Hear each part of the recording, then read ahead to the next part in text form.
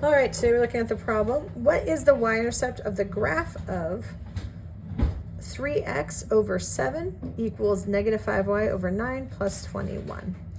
Now, I'm going to look at this problem, and I noticed that when I look at the x value, it's only written one time, and it has a power of 1 on it, and that tells me that this is a linear equation. So I know if I was to graph it, it'd be a straight line. It'll intercept the y-axis one time, and I know that the standard form of a linear function is y equals mx plus b.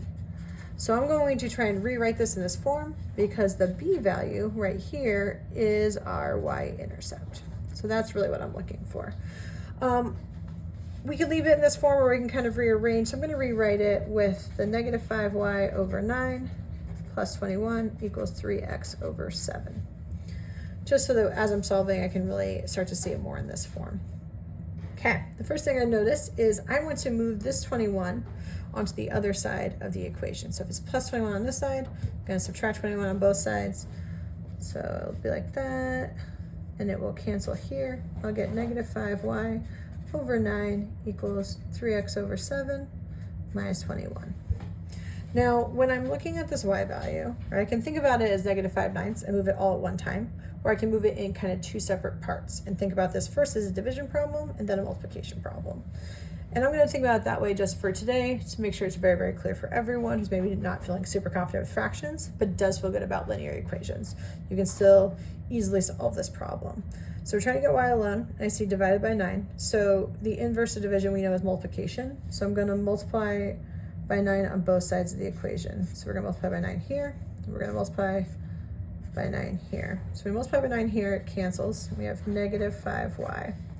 Now what's important on this side as we multiply by 9 is that we need to multiply both terms by 9, not just the 21.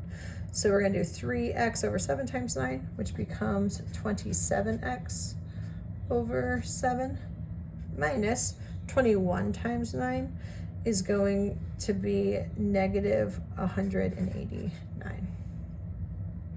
All right, so we're getting closer to x being alone. It's not yet alone. It's currently multiplying with this negative 5. And we know the inverse of multiplication is division. So I'm going to divide both sides by negative 5. So I'm going to divide by negative 5 here. I'm going to divide this whole entire value by negative 5. Sometimes, rather than writing negative 5 over all of it, which I'm totally allowed to do, you can also say multiply by negative 1/5. Okay, so this is really telling my brain that I'm going to divide by negative 5. These cancel, and I get y equals, when I divide this term by negative 5, it becomes 27x over negative 35. I'm really just doing negative 5 times 7 to get that negative 35 as the new denominator. Now we see a negative times a negative, so it becomes plus, and this is 189 over 5. So I could leave it as this fraction if I didn't have access to a calculator or really wasn't sure. Otherwise, I can rewrite as y equals 27x over negative 35. The negative can also move to the front as our slope, negative 27 over 35, plus 37.8. Okay, so this right here, these are our y-intercepts. So we have a y-intercept of either 189/5 or 37.8. If you have a math question or a homework problem you'd like me to go over, add it in the comments.